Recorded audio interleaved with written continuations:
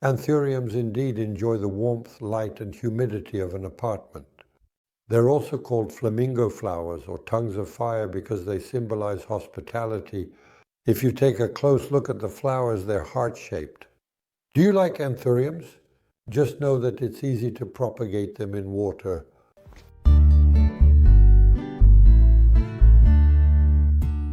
Anthuriums are indeed very easy to propagate. When you get an anthurium, just look at the base and you'll often see little offsets, small stems with 2 leaves, and sometimes there's even a tiny root. Just know that it's these little offsets that we're going to propagate.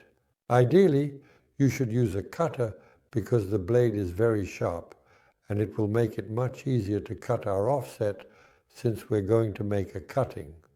So this offset is at the base. So the main thing is to take one without damaging the mother plant, of course.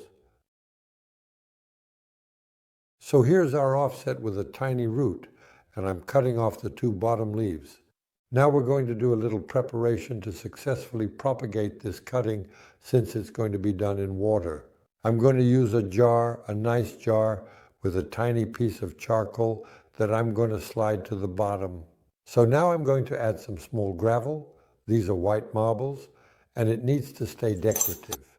My charcoal will help keep the water crystal clear and effectively prevent my marble stones from getting dirty and losing their white color. So I'm sliding these stones to the bottom of my jar until it's halfway full and efficiently.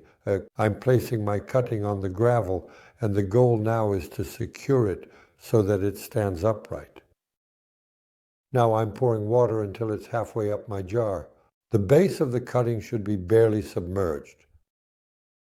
So now, you place this cutting in bright light by a window, making sure that direct sunlight doesn't hit the leaves, and especially at a temperature of 20 degrees.